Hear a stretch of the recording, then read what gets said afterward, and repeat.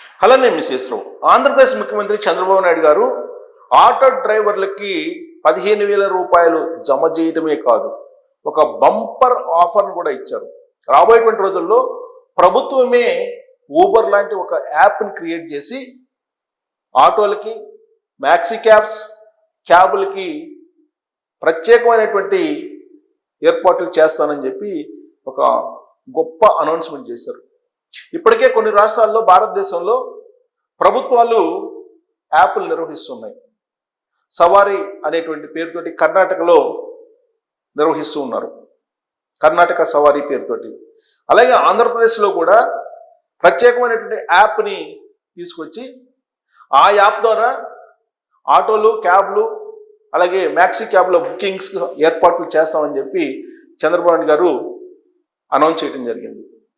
435 కోట్ల రూపాయలు ఆటో డ్రైవర్ల ఖాతాలో ఇవాళ వేయడం జరిగింది. నిజమైనటువంటి దసరా పండుగ ఇవాళ ఆటో డ్రైవర్లకి, మ్యాక్సీ క్యాబ్ డ్రైవర్లకి వచ్చింది.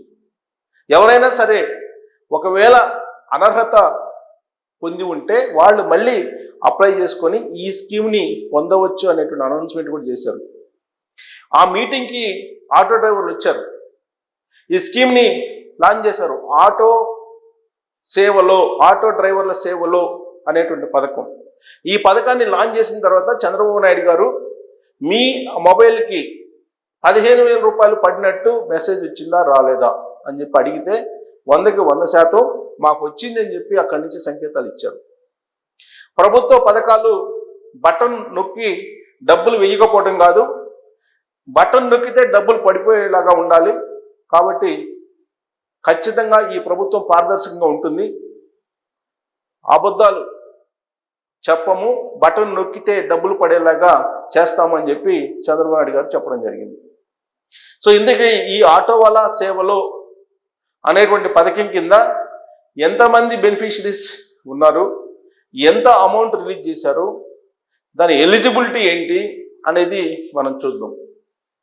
ఇక్కడ ఆటో డ్రైవర్స్ సేవలో ఇంపార్టెంట్ ఫీచర్స్ ఏంటంటే financial assistance of 15,000 per annum. ఏడాదికి 15,000 రూపాయలు జమ చేస్తారు ఆటో యజమానులకి, సొంత ఆటోలో ఉన్నటువంటి వాళ్ళకి. Self owned auto rickshaw, maxi cabs or motor cabs డ్రైవర్స్కి ఒక ఇంటికి ఒకళ్ళే బెనిఫిషరీస్. ఒక ఇంట్లో 4 ఆటోలు నలుగురు వేసుకుంటే 40,000 రావు, ఒక ఇంటికి ఒకళ్ళే బెనిఫిషరీ. టోటల్ అప్లికేషన్స్ కాల్ఫర్ చేస్తే ఆటో వాళ్ళకి ఈ స్కీమ్ కింద టోటల్గా 3,23,375 మంది అప్లై చేసుకున్నారు. ఎలిజిబిలిటీ అర్హత సాధించింది ఈ స్కీమ్ కింద ఎవరంటే 2,90,234 మంది అర్హత సాధించారు. ఎవరిని అర్హులైనటువంటి వాళ్ళని వదిలిపెట్టకుండా వీలున్నంత వరకు అందరికీ ఈ స్కీమ్ని వర్తింపజేసింది గవర్నమెంట్. ఒకవేళ ఎవరైనా సరే ఎలిజిబుల్ లిస్టులే రాకపోతే గ్రీవెన్స్లో మీరు ఫిర్యాదు చేయొచ్చు. ఒకవేళ పెండింగ్ చలానాల్సి ఉన్నా లేదా ఫిట్నెస్ సర్టిఫికేటు లేకపోయినా మీకు ఇనెలిజిబిలిటీ కింద ఇప్పుడు దీన్ని ఇవ్వాల 15,000 మీరు పెండింగ్ చలానాలు అలాగే ఫిట్నెస్ సర్టిఫికేట్ తీసుకుని మళ్ళీ మీరు అప్లై చేసుకోవచ్చు. అప్పుడు financial assistance will be released and when issues the attend by beneficiaries అప్పుడు మళ్ళీ రిలీజ్ చేస్తారు ఫండ్స్. వాట్సాప్ గవర్నెన్స్ ద్వారా ఈ బెనిఫిట్స్ని పొందొచ్చు. ఏ ఆఫీస్కి మీరు వెళ్ళవసరంలా, ఏ ప్రభుత్వ ఆఫీస్కి వెళ్ళి మళ్ళీ మీరు అప్లై చేసుకోవటమో ఏదో చేయవసరంలా. వాట్సాప్ గ్రీవెన్స్, వాట్సాప్ గవర్నెన్స్ అనేది ఉంది కదా, ఆ వాట్సాప్ గవర్నెన్స్ ద్వారా మీరు పొందొచ్చు. దీనికి ఫండ్స్ 435,35,00,000 రూపాయలు విడుదల చేశారు ఈ స్కీమ్ కింద. కేవలం ఆటో డ్రైవర్ సేవలో అనేటువంటి పథకానికి ఈ ఫండ్.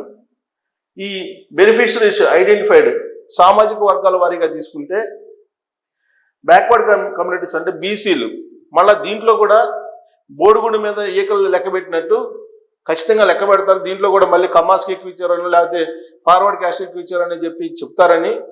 ఆల్రెడీ బెనిఫిషరీ ఏ సామాజిక వర్గంలో ఎంతమంది ఉన్నారనేది గవర్నమెంట్ అనౌన్స్ చేసింది. దాని ప్రకారం బ్యాక్వర్డ్ క్యాస్ట్ 1,61,760 మంది ఉన్నారు బీసీలు. వాళ్ళకి బడ్జెట్ ఇంత అలాట్ చేశారు కేవలం బీసీలకి, మేజర్ పోర్షన్. షెడ్యూల్ క్యాస్ట్ ఎస్సీలకి ఎస్సీలు 70,578 మంది ఉన్నారు. వాళ్ళకి 105,86,70,000 రూపాయలు పోయింది వాళ్ళకి. ఇక కాపు సామాజిక వర్గం 25,694 మంది ఉన్నారు. వీళ్ళకి 38 కోట్లు వీళ్ళకి పోయింది. షెడ్యూల్ ట్రైబ్కి ఎస్టీలు 13,410 మంది ఎలిజిబుల్ బెనిఫిషరీస్. వీళ్ళకి 20,11,50,000 రూపాయలు పోయింది. రెడ్డి సామాజిక వర్గం 7,023 మంది ఉన్నారు. వీళ్ళకి 10,53,45,000 రూపాయలు పోయింది వీళ్ళకి. ఇక ఈబీసీ 4,190 మంది ఉన్నారు. వీళ్ళకి 6,28,50,000 రూపాయలు పోయింది వాళ్ళకి. మైనారిటీస్ 3,968 మంది ఉన్నారు. వీళ్ళకి 5,95,20,000 రూపాయలు పోయింది. ఇక కమ్మ సామాజిక వర్గం 2,607 మంది ఉన్నారు. వీళ్ళకి 3,91,05,000 రూపాయలు పోయింది. క్షత్రియ 520 మంది ఉన్నారు. వీళ్ళకి 78 లక్షలు పోయింది.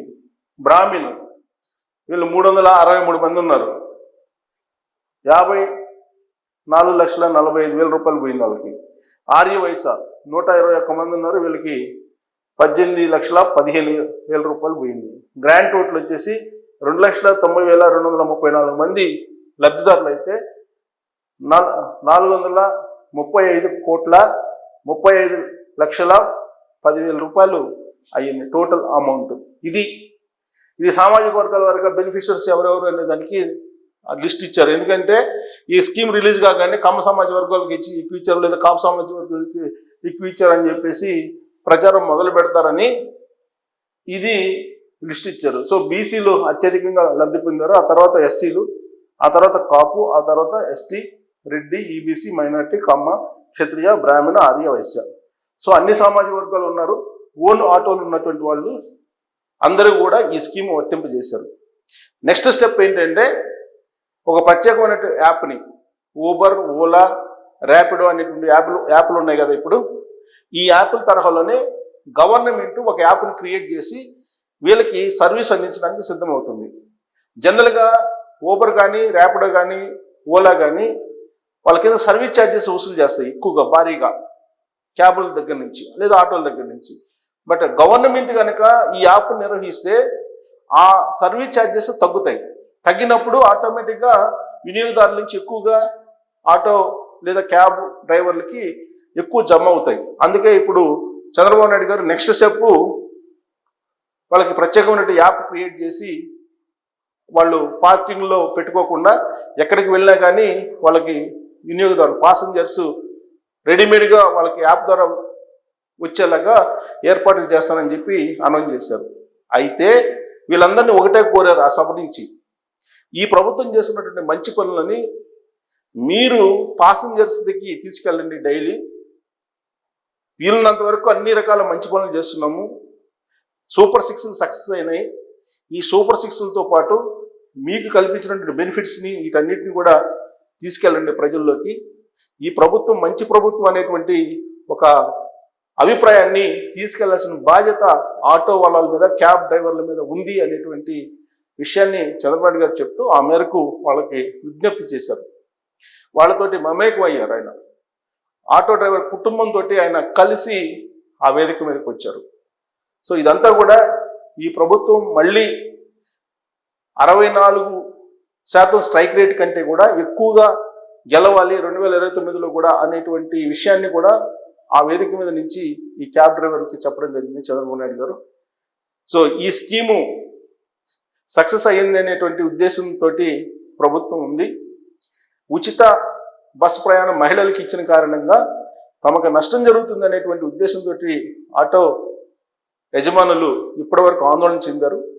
ఈ ఆందోళన నుంచి బయట వేయడానికి చంద్రబాబు నాయుడు గారు తీసుకున్న నిర్ణయం ప్రత్యేకమైనటువంటి ఒక యాప్ని క్రియేట్ చేయడంతో పాటు ఏడాదికి 15,000 రూపాయలు వాళ్ళ అకౌంట్లో వేసేటువంటి పథకానికి శ్రీకారం చుట్టారు.